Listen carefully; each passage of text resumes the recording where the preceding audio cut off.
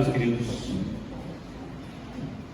E a nossa meditação nessa oportunidade se encontra no livro do profeta Miqueias, no capítulo de número 5.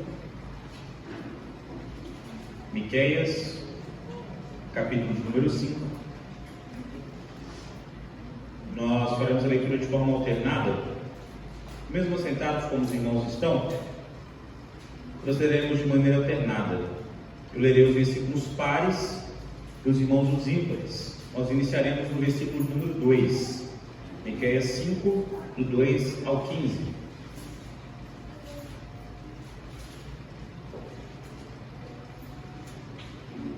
Diz assim a palavra de Deus: E tu, Belém Efrata, a pequena demais para figurar como grupo de milhares de Judá, de ti me sairá o que há de reinar em Israel, e cujas origens são desde os tempos antigos, desde os dias da eternidade.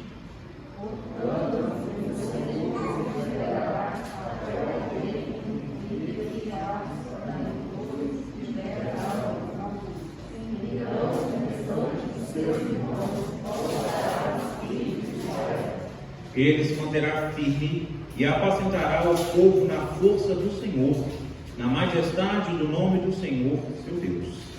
E eles habitarão seguros, porque agora será ele engrandecido até os confins da terra. Esse será a nossa paz, quando a Síria vier à nossa terra, e quando passar sobre os nossos palácios, levantaremos contra elas 7 pastores e 8 príncipes dentre os homens. Estes consumirão a terra da Síria, a espada, e a terra de Nimrod, dentro de suas próprias portas. Assim, nos livrará da Síria, quando esta vier à nossa terra e pisar os nossos limites. O restante de Jacó estará livre nos povos, como o Pai do Senhor, como juízo sobre ela, que não espera o homem, nem depende dos filhos do homem. O restante de Jacó estará entre as nações, no meio de muitos povos, como um leão entre os animais das selvas, como um leãozinho entre os rebanhos de ovelhas, o qual, se passar, as pisará e despedaçará, sem que haja quem as livre.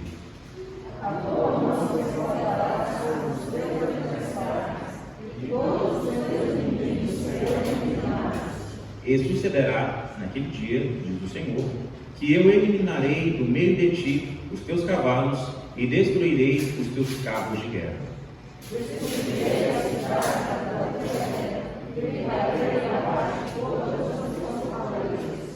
Eliminarei as feitiçarias das tuas mãos e não terás adivinhadores.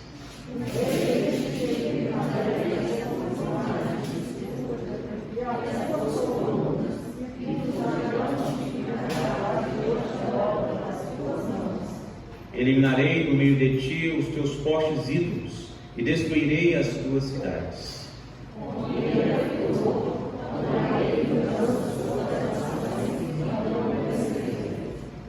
Amém. Feche seus olhos, vamos orar ao Senhor, vamos pedir que Ele fale aos nossos corações. Santíssimo Deus, eterno Pai, nós acabamos de ler a Sua palavra. O nosso clamor, ó Pai, é para que o Senhor fale profundamente aos nossos corações. Todos aqueles que estão desanimados, todos aqueles que estão fracos na fé, todos aqueles, ó Pai, que estão indolentes com relação ao relacionamento com o Senhor, fortalece, incomode, dê ânimo, dê vigor nessa noite, ó Pai. Que nós possamos ser constrangidos pela Sua palavra, a melhorarmos para a honra e glória do Seu nome. Em nome de Cristo Jesus, nós oramos e agradecemos hoje e sempre. Amém. Meus irmãos, no Natal, esse período tão especial para todos nós que somos cristãos, várias crianças ao redor do mundo acreditam que devem esperar a visita do Papai Noel, que é um bom velhinho, que traz presentes para todos aqueles que são bons meninos e devem de alguma forma serem recompensados pelo seu comportamento. Só que a gente cresce e aprende que na verdade a gente não é bonzinho coisa nenhuma, que não merecemos presentes que não existe esse tal Papai Noel, mas sim o Papai do Céu. E este é o ponto no qual nós ficamos então ansiosos pela vinda do Filho desse Papai do Céu, que vai trazer a nós, que não somos bonzinhos, um presente, a glorificação eterna com Ele. E é este o ponto, meus irmãos, que eu gostaria de convidar os irmãos a estarmos refletindo nessa oportunidade, acerca da vinda de Cristo e das transformações que Ele trouxe ao mundo inteiro. As transformações que a vinda de Cristo Jesus trouxe ao mundo inteiro. E nós vamos ver algumas dessas transformações nesse capítulo de número 5, onde nós podemos, através da profecia do profeta Miqueias, aprendermos a respeito de que a vinda do Messias trouxe transformação para o mundo. Começando do versículo de número 2 até o versículo de número 5, a parte A, que diz assim: E tu, Belém Efrata, pequena demais para figurar como um grupo de milhares de Judá, de ti me sairá o que há de reinar em Israel, e cujas origens são desde os tempos antigos, desde os dias da eternidade. Portanto, o Senhor os entregará até o tempo em que está em dores, portanto, o Senhor os entregará até o tempo em que a que está em dores tiver dado à luz.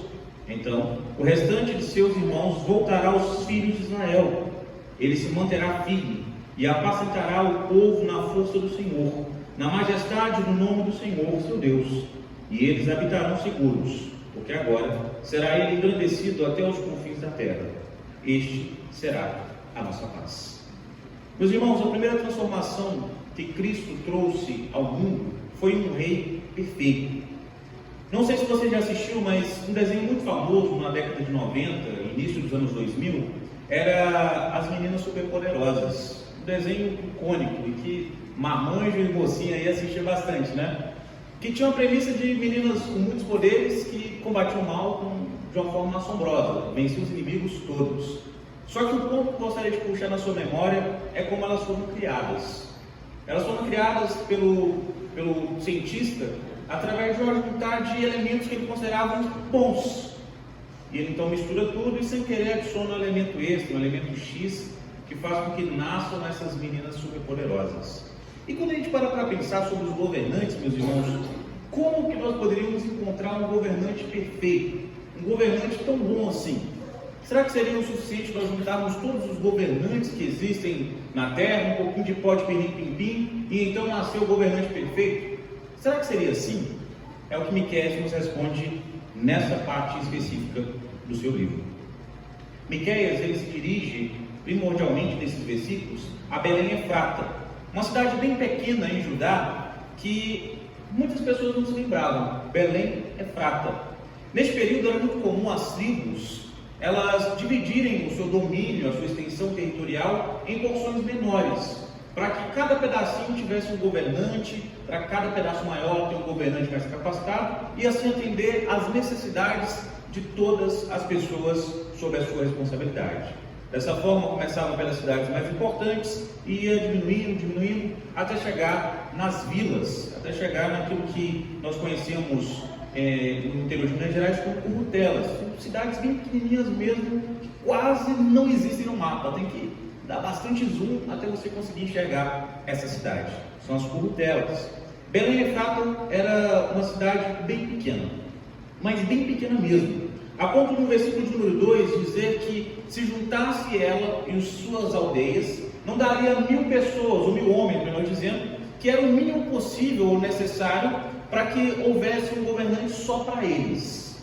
Então era uma cidade muito insignificante. Ninguém realmente ligava para Belém Efrata.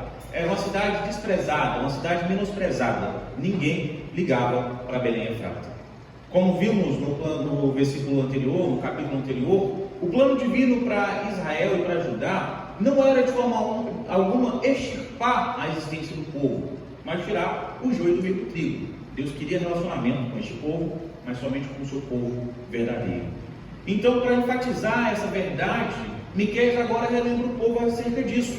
A promessa de trazer um novo governante, que não seria somente da linhagem de Davi, mas seria um governante que veio de onde Davi viera, Belém Efrata. E é bastante interessante, meus irmãos, nós percebermos aqui que o versículo de número 2, ele deixa bem claro que esse governante, ele fora separado, eleito pelo Senhor, antes mesmo de Israel ser Israel, separado para esse ofício desde a eternidade. Isso, meus irmãos, traria para este povo uma noção de que Deus não estava virando as suas costas, mas que Deus estava depurando, Deus estava tratando este povo. Mas antes deles receberem esse governante perfeito, antes deles receberem este rei perfeito, eles deveriam passar por um teste, passar por um meio de tratamento do Senhor, que é o que o versículo de número 3 nos diz. Ele faz esse versículo de número 3 ser um link direto no capítulo anterior, no versículo de número 9, onde ele fala, em ambos os versículos, a respeito de uma mulher a dar à luz, aquela que sente as dores do parto. E aqui no versículo de número 3 do capítulo 5, o objetivo de Miqueias é fazer com que aqueles que estavam se lembrando que passariam por dificuldades, como a mulher que está para dar à luz, agora tivesse o resultado de todo o trabalho de parto, que é o nascimento dessa criança. Eu não sei se você já teve o prazer de assistir um parto normal, mas no período que a Sabrina estava no trabalho de parto, para termos a Olivia, enquanto a gente aguardava lá, nos 2 dias que nós ficamos, eu tive o prazer de ouvir 3 mulheres diferentes dando à luz em um parto normal. É um negócio assombroso, é um negócio que quem não está preparado passa mal, não é muito bonito de ver não. E então, meus irmãos, o que Miqueias quer trazer à mente destes homens é exatamente isso. Olha, como a mulher que está para dar à luz, vocês passarão por muitas dificuldades, mas como a mulher que está para dar à luz e dar à luz, vocês no final de todas as dificuldades, vocês que verdadeiramente pertencem ao Senhor, usufruirão do resultado de todas essas dificuldades, que é o reinante, o governante, o rei perfeito sobre a vida de vocês.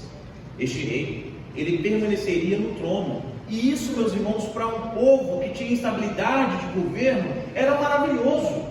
O fato de ter um rei que não seria substituído, não seria destronado, não seria tirado dali após 1, 2 anos, 1 década, seria um rei que permaneceria no trono, no governo, um rei que estaria ali pelo Senhor, pois ele seria sustentado neste ofício, no ofício de rei, pela força do próprio Deus.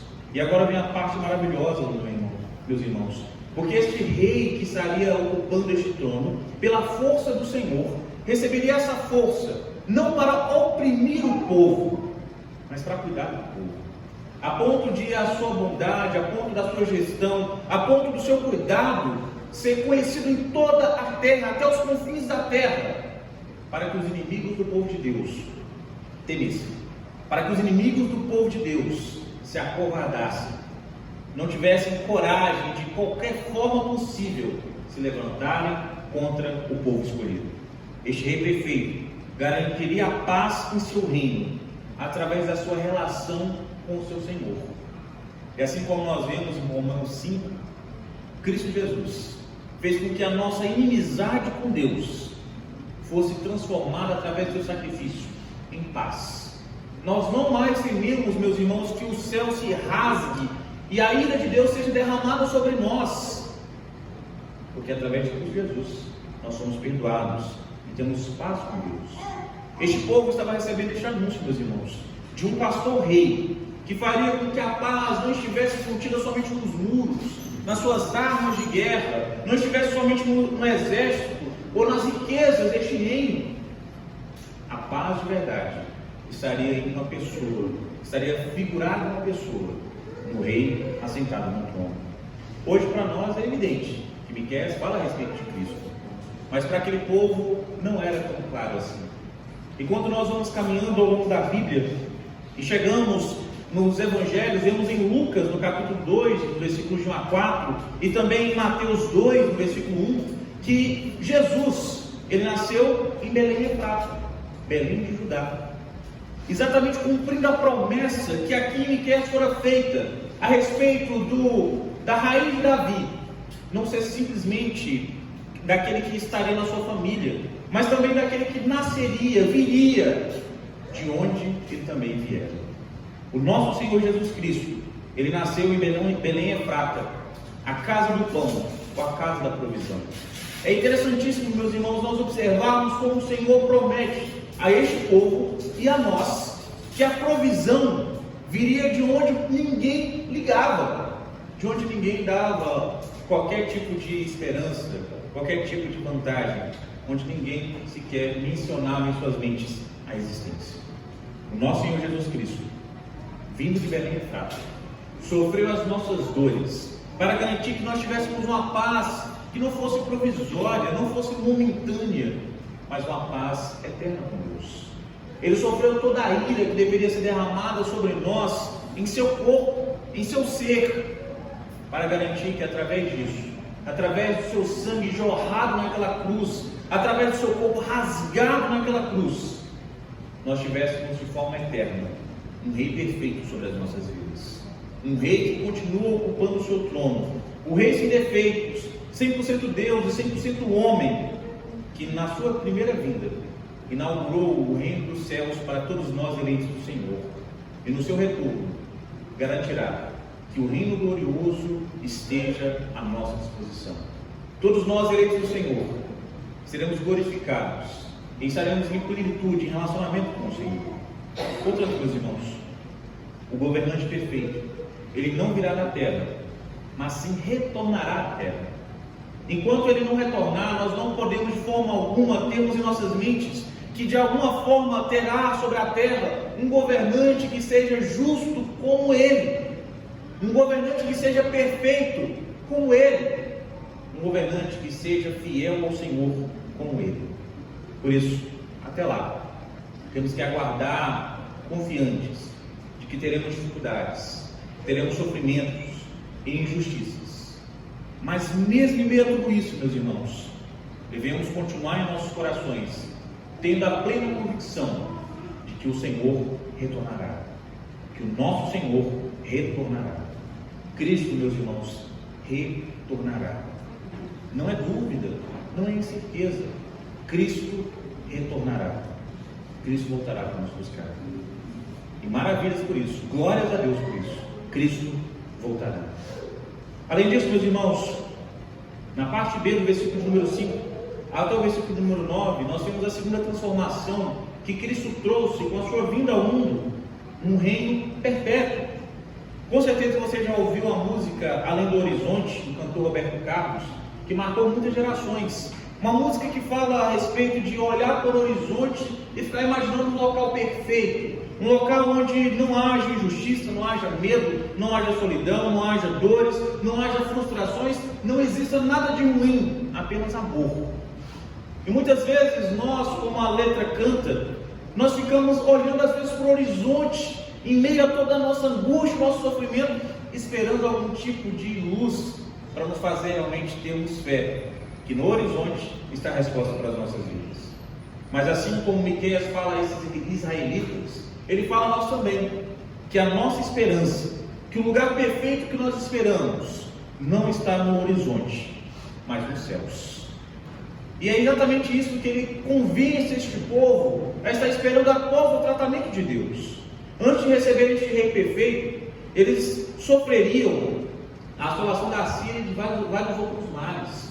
Por isso eles precisavam estar firmes, fortificados, porque a chibata ainda ia estar no lombo, mas eles estariam sendo sustentados em tudo isso pelo Senhor. Para que separasse o joio do trigo, todos juntos teriam que sofrer. Durante esse embate contra a Síria, eles não teriam um rei perfeito para defendê-los. Eles não teriam exércitos para ampará-los. Contra o que eles iam lutar? Como que eles iriam enfrentar essa nação inimiga? E aqui nós temos a resposta. Começando no versículo número 5, ele diz que será levantado para proteger este povo 7 pastores e 8 príncipes dentre todos os homens. Uma clara denotação, meus irmãos, de que das funções mais básicas, as mais elevadas da sociedade, serão levantados os homens para proteger este povo. E o detalhe importante não é nem a classe dessas pessoas, mas o que elas não sabiam fazer: guerra. Seriam levantadas pessoas que não eram hábeis na guerra, para guerrear e defenderem o povo. Note que não é garantida uma vitória contra a Babilônia, mas contra a Síria sim. quando eles pisassem na Terra Santa, a Síria e todo aquele conglomerado de Nimrod, como nós vimos em Gênesis 10, seria derrotado, seria destruído, através de pastores e através de príncipes. O que garante que este povo seria vitorioso, meus irmãos, não era a força bélica que eles possuíam, mas o Senhor. Assim como Gideão tinha um exército muito grande, Deus foi peleirando, melhor dizendo, para que sobrasse somente 300 homens ali, para demonstrar que não foram os homens que venceram, mas sim o Senhor. Aqui, neste reino perfeito que é anunciado, Deus seria a arma e o escudo deste povo, a espada e a fortaleza deste povo. Sem Deus, eles nada fariam. Sem Deus, eles sucumbiriam. Sem Deus, eles não aguentariam.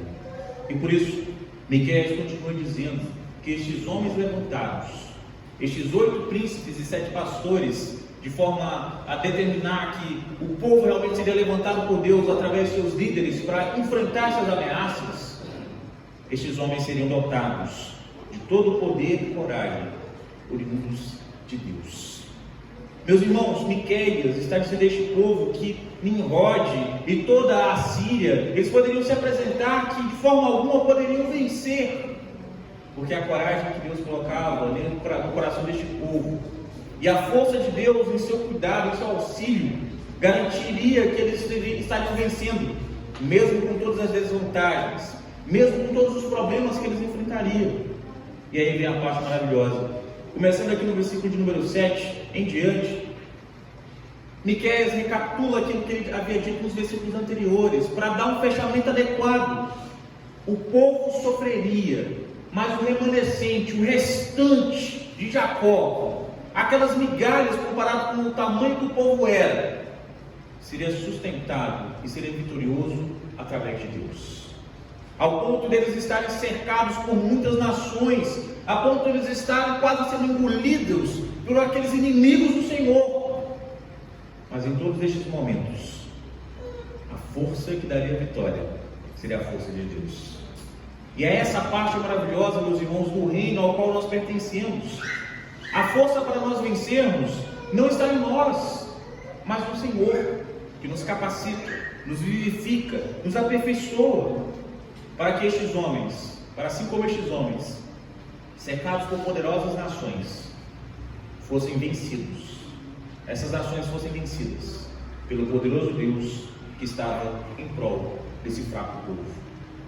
Assim como nós, meus irmãos, assim como eles, nós podemos olhar para essa verdade e entendermos que ela se aplica a nós, mesmo nós sendo fracos em comparação com as dificuldades que nos aguardam no Senhor.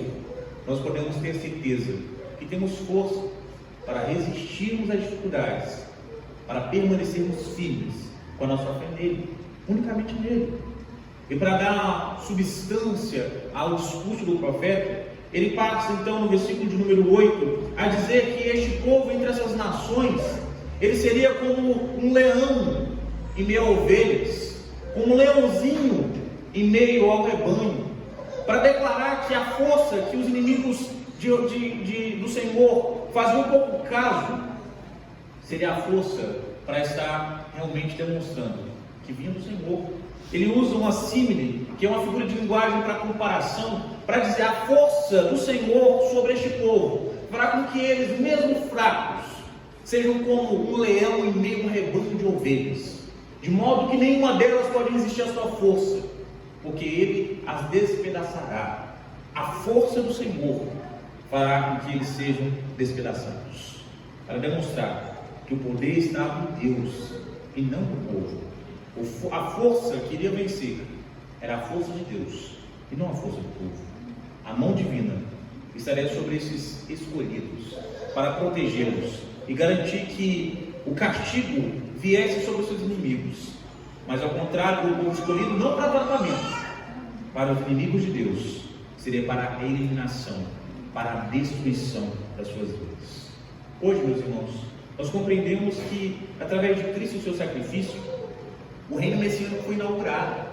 Nós podemos olhar para a palavra do Senhor e vermos promessas para as nossas vidas, instruções, correções, mas no final de tudo, esperança. Nós cremos que Cristo Jesus se ofereceu por nós, deu a sua vida por nós, e para nós hoje, meus irmãos, nós vivemos de uma maneira diferente do mundo, não para alcançarmos a salvação, mas para demonstrarmos que a recebemos em nossas vidas, para demonstrarmos que nós pertencemos a este remanescente de Jacó, a este povo escolhido, separado, que mesmo sofrendo, mesmo sendo injustiçado, permanece firme ao seu Senhor, não porque vai receber algo, não porque de alguma forma se considera injustiçado e o Senhor vai recompensar, vai retribuir, mas justamente pela fidelidade que Deus demonstra a nós permanecemos firmes, porque nós fomos agraciados com um presente que não poderíamos de forma alguma conquistar, a salvação do Senhor. A plenitude deste reino prometido para aqueles que são o remanescente de Jacó se dará somente no retorno de Cristo Jesus, meus irmãos. Ele veio para inaugurar, mas a plenitude disso nós só teremos quando Ele retornar para nos levar para a glória. Miqueias antecipa a este povo aquilo que para nós também é uma antecipação, a vista do gozo alegre no reino, na glória com o Pai. Toda a liderança, meus irmãos, separada hoje pelo Senhor, levantada hoje pelo Senhor, não é de forma nenhuma para garantir que o povo não vai ter dificuldades. A liderança levantada pelo Senhor no tempo de Miqueias, assim como é levantada hoje, não é para garantir ao povo passagem segura e qualquer despreocupação pela vida, mas para lembrarmos que mesmo em meio às dificuldades, mesmo em meio aos problemas, Deus continua sustentando, Deus continua guiando o seu povo, porque para os seus eleitos, para o seu povo separado, Deus jamais virou as costas, e em Cristo Jesus nos aperfeiçoa, em Cristo Jesus Ele nos torna de acordo com a sua vontade. No nosso Senhor temos firme convicção e forças para encararmos os desafios, e fora dele nós somos frágeis como a palha diante do vento. Não temos forças, não temos vigor, não temos firmeza fora do Senhor. Temos que nos lembrar, meus irmãos, que esse reino perfeito, Ele nos aguarda. Este reino perfeito, em sua plenitude, nos aguarda no retorno de Cristo Jesus. Por isso nos lembremos que nós somos forasteiros aqui, porque nós pertencemos ao reino perpétuo dos céus. Por isso, confie no Senhor, mesmo as dificuldades, mesmo os problemas, os desafios que se apresentam diante de você, mesmo diante das injustiças, mesmo diante dos problemas que sobrevêm quando a gente se acha de alguma forma despreparado para eles. Confie que o reino perpétuo dos céus aguarda todo aquele que é remanescente de Jacó, todo aquele que em Cristo Jesus foi comprado eternamente para Deus. Por isso, meus irmãos, coragem em Cristo Jesus, porque os tempos difíceis estão chegando, mas Cristo está retornando, o nosso Senhor está retornando. E por último, mais ou menos importante, meus irmãos, nós temos a terceira transformação que a vida de Cristo Jesus nos traz, nos versículos de 10 a 15, súditos fiéis. Eu não sei se você tem um animal doméstico, eu tenho um cachorro, e eu acho muito interessante observar a fidelidade dos cachorros, porque pode estar caindo a chuva que for, se eu precisar de descer da minha casa para cá, ele vem junto. Pode estar chovendo muito, mas muito mesmo, ele vem junto. Pode estar muito calor, ele vem junto. Pode estar tranquilo, ele vem junto. Pode estar movimentado, ele vem junto. Porque para ele não há empecilhos para estar junto daquele que é o seu dono. E quando a gente pensa nessa fidelidade, meus irmãos, que o cachorro consegue ter, a gente fica pensando, né, em nós, com relação a Deus. Nós somos fiéis. E nós, com relação a Deus, realmente deixamos todos os empecilhos de lado para estarmos juntos daquele que é o nosso dono? Miqueias nos responde, Miqueias nos traz a resposta disso. Segundo o profeta, no dia determinado pelo Senhor para o tratamento destes homens, o Senhor faria cair todo o orgulho e altivez que eles ostentavam em seus corações. Por quê? Porque quando a gente para analisar, meus irmãos, muitas vezes nós deixamos com que o que nós temos de material seja a nossa garantia de um amanhã, a garantia do que nós vamos viver. Por isso o Senhor começaria tirando os seus cavalos e outros utensílios de guerra. para que eles não pudessem de forma alguma, diante do desespero das nações o cercando, recorrer a isso. Eles só poderiam confiar em Deus, somente poderiam confiar em Deus. Por que isso? Porque nós temos a terrível mania de nos acharmos independentes de Deus. Quando nós temos uns trocados no bolso, quando nós temos uns dígitos no banco, quando nós temos uma casa, quando nós temos A ou B de material nas nossas vidas. Assim como este povo não teria as suas armas de guerra, os seus veículos de guerra, para poderem se refugiar no centro de dificuldade, o Senhor, todas as vezes que nós começamos a nos achar bons demais, independentes demais, Ele retira aquilo que nós colocamos no lugar dele, para que assim como este povo, nós aprendamos a confiar somente em Deus, somente nele e unicamente nele.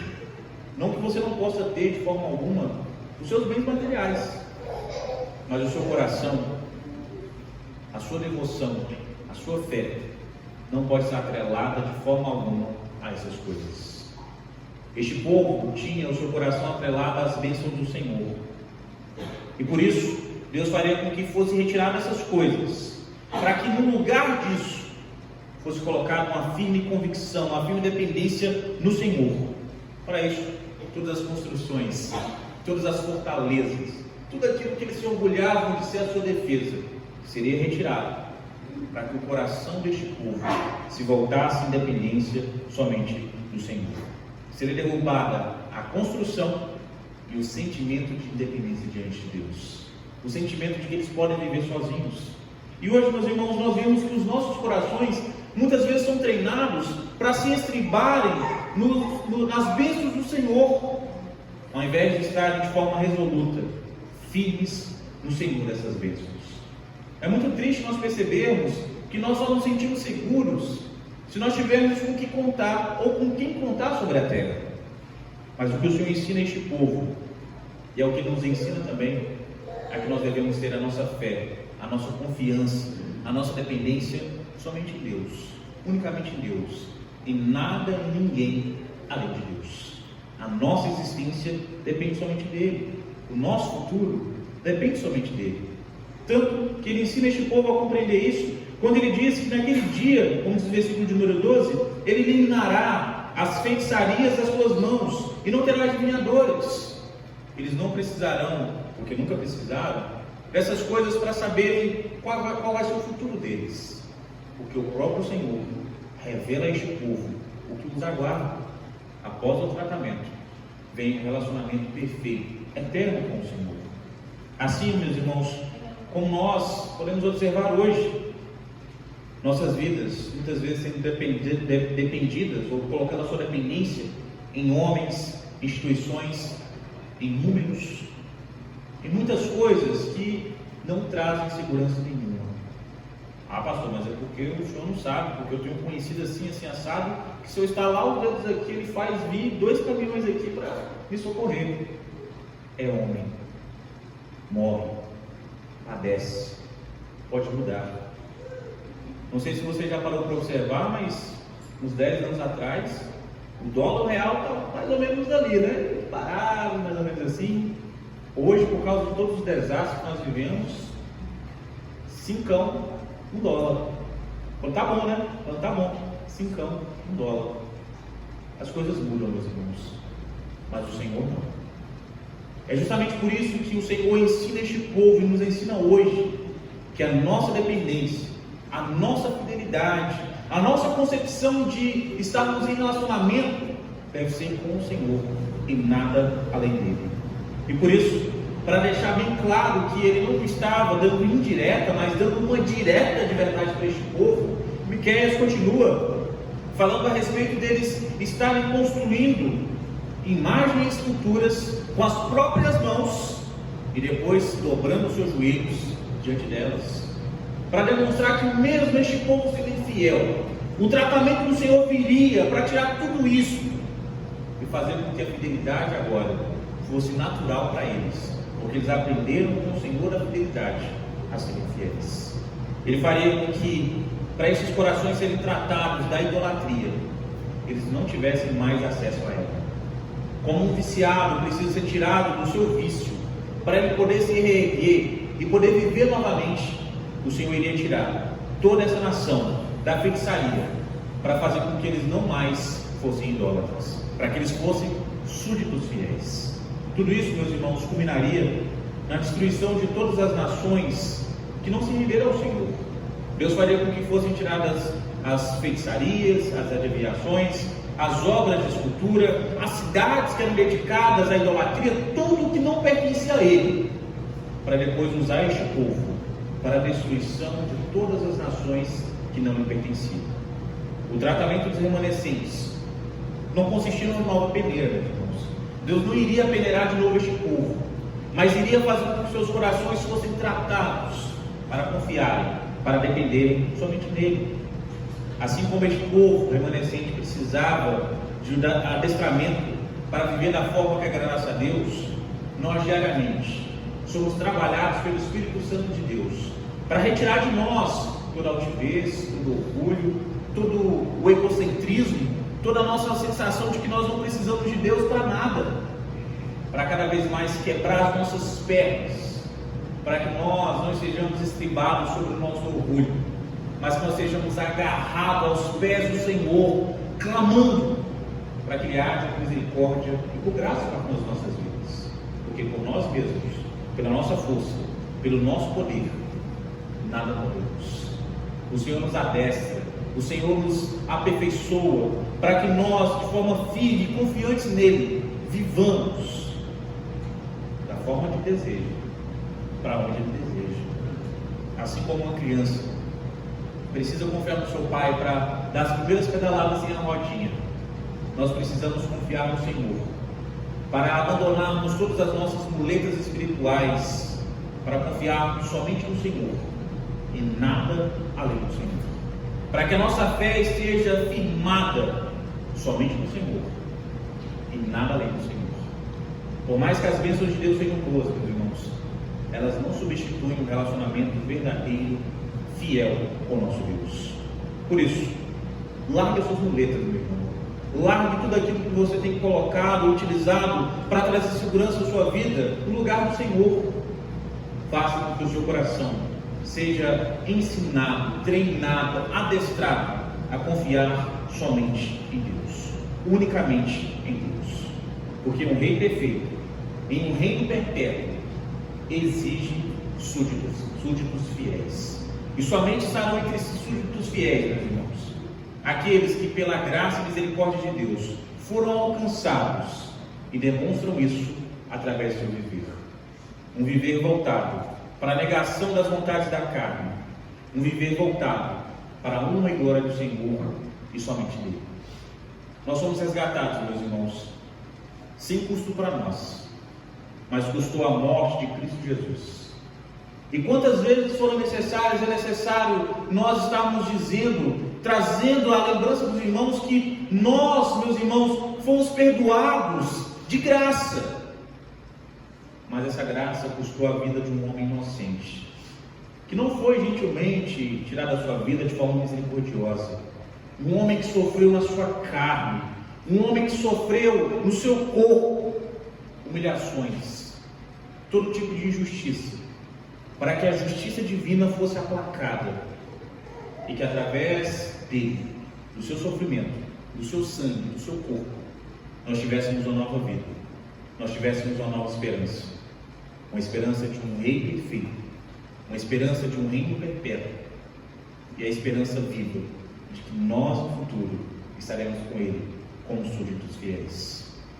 Por isso, meu irmão, por isso, minha irmã, nessa noite, assim como estes irmãos, neste período de Miqueias, foram chamados para um relacionamento verdadeiro com o Senhor, na concepção de que o Messias viria, nós hoje, após a vinda desse Messias, devemos nos voltar a Deus em submissão, não visando o que nós vamos ganhar, mas em gratidão pelo que nós já recebemos. Além do horizonte não existe nada que possa trazer paz aos nossos corações, mas dos céus virá para nós o nosso Senhor retornando e dizendo que tudo acabou, todo sofrimento se findou, toda injustiça não mais reinará, e todos os sofrimentos, dores, angústias de nossos peitos cessarão, porque o reino da glória se iniciou. Jesus voltará, meus irmãos. Jesus está voltando. E todos aqueles que pertencem a Ele, com Ele, para a glória dele. Maranata, Senhor Jesus. Feche os seus olhos. Quero orar por você nesse instante. Coloque diante do Senhor a sua vida e peça a Ele que esteja fortificando o seu coração, a sua fé, unicamente nele, em nada além dele. Oramos. Santíssimo Deus, eterno Pai, nós oramos ao Senhor, gratos pelas nossas vidas, gratos pela sua palavra que foi ministrada nessa noite, gratos, ó Pai, pela oportunidade que a nossa fé teve de ser renovada, de ser revigorada através da sua palavra. E nessa oportunidade, ó Pai, o que nós queremos, o que nós clamamos do Senhor, é que o Senhor trate os nossos corações, ó Pai, retire de nós toda a influência do mundo, para que através da ação do seu Santo Espírito, nós sejamos a influência do mundo, ó Pai. Senhor, não nos permita nos adequarmos ao que o mundo dita como certo ou errado, mas que nós a cada dia possamos pensar, falar e fazer aquilo que a sua palavra exige como certo para as nossas vidas, e que nós nos afastemos daquilo que ela determina que é errado para as nossas vidas, que nós possamos ter sabedoria do alto para vivermos, ó Pai, em meio à pecaminosidade deste mundo, que nós possamos ter a firmeza da nossa fé em Ti, ó Pai, e que nada e nem ninguém roube a nossa fidelidade do Senhor, ó Pai. Que nós possamos verdadeiramente a cada dia olharmos para o Senhor e não permitir que pessoas, bens materiais, números, dígitos, influências, conexões nos tragam a paz, a tranquilidade, a estabilidade que somente o Senhor pode nos dar, ó Pai. Que através do seu Filho Jesus Cristo, ó Pai, nós possamos nos lembrar que nós não pertencemos mais a nós mesmos, mas somente ao Senhor. Que nós nos lembremos que junto do Senhor nós tudo podemos no enfrentamento das dificuldades, dos problemas que se levantam diante de nós, mas longe de Ti nada podemos, nada somos, nada temos, ó Pai. Todos os irmãos, todas as irmãs, todos nós que neste momento estamos orando ao Senhor, queremos a mesma coisa, ó Pai, que os nossos corações sejam pertencentes inteiramente ao Senhor. Estamos às vésperas, ó Pai, de mais uma comemoração da chegada de Simon ao Brasil, e o desejo deste homem, o desejo de nós enquanto igreja do Senhor, ter um coração totalmente entregue a Cristo Jesus, pertencente a Ele, ó Pai. Não nos permita vivermos para nós mesmos, mas que vivamos para a honra e glória do Seu nome. É em nome de Cristo Jesus que nós oramos e agradecemos hoje e sempre. Amém.